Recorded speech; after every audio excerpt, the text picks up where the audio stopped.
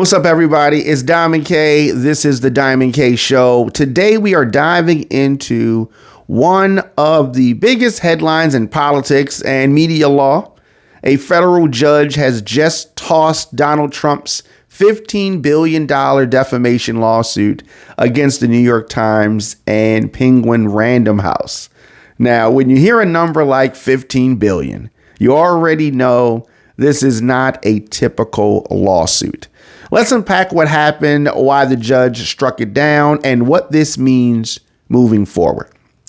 The lawsuit that Trump filed, the complaint, claims that the New York Times and Penguin Random House damaged his reputation with coverage of his presidency and post-presidency.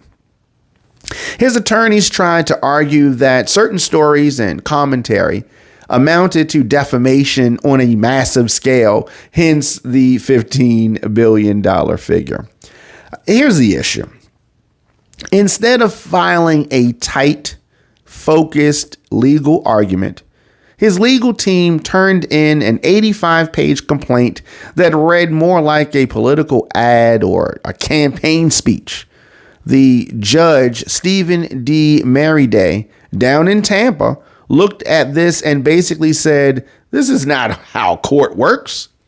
The judge reasoned, of course, under federal laws, complaints are supposed to be short and plain statements. That's how the claim is supposed to be worded. Instead, Trump was loaded with political rhetoric. There was name calling and sweeping generalizations. The judge said it was way too long, too argumentative, and not clear enough about what exactly Trump was suing for. What was the real reason? He struck the case, but this is important. He did not shut the door completely. He gave Trump's team 28 days to refile, but this time with no more than 40 pages. So he needs to cut this in half. This claim needs to be cut in half. That's a big signal. If you want the courts to take you seriously, you have got to play by the rules. Trump is not someone who is known for doing that. Now, if we put this in legal and political context, this isn't Trump's first time suing media outlets. He tried to sue CNN, The Washington Post, and others over the years, often with claims of bias or unfair coverage. But defamation law in America is tough, especially for public figures.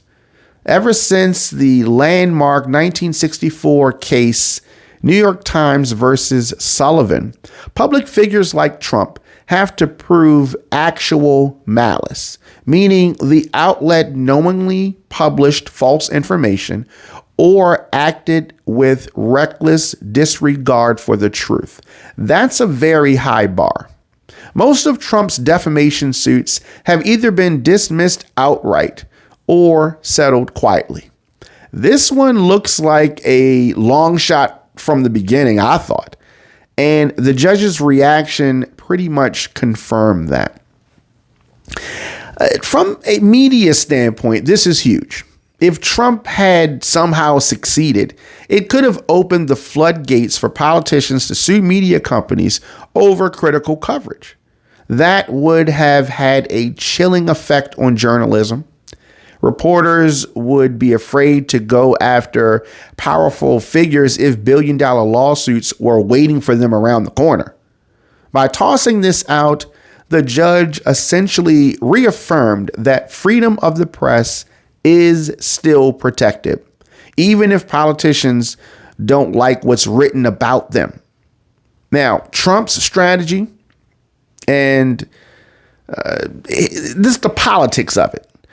Even if the case gets tossed out again, Trump still benefits from filing it. And why, you may ask? Because it gives him a talking point. He can tell his supporters, look, the fake news media is out to get me. I fought back with the $15 billion lawsuit and the system is rigged against me. It gives him something to, put in the system and throw against the wall. So win or lose, the lawsuit is going to become part of his narrative, part of the brand.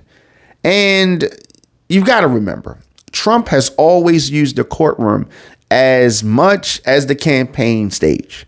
It's less about winning the case and more about controlling the conversation. So what's next? Now, we just wait. Will his team refile a cleaner, shorter, more legally sound complaint? Maybe. But even if they do, the hurdle of proving actual malice is still sitting there like a brick wall. This case, at its core, is about more than Donald Trump and the New York Times. It's about how far public figures can go in trying to push back against journalism that they don't like. And it's about whether the courts will stand firm on protecting press freedom, even when the press is writing about one of the most polarizing figures in American politics. We'll keep watching this one, but for now, Trump's $15 billion lawsuit is off the table. And if he refiles, we'll be right back here to break it all down. This is the Diamond K Show. My name is Diamond K. And as always, make sure you stay focused because it's a lot going on out here. We're going to continue to try to make sense of this madness. On all social media, I am at the Diamond K Show. Of course, on YouTube, DJ Diamond K, and on Substack, I am diamondk.substack.com. So I want to hear from you. DJDiamondK@gmail.com. You need to get in touch with me, and we'll be back with more right after this.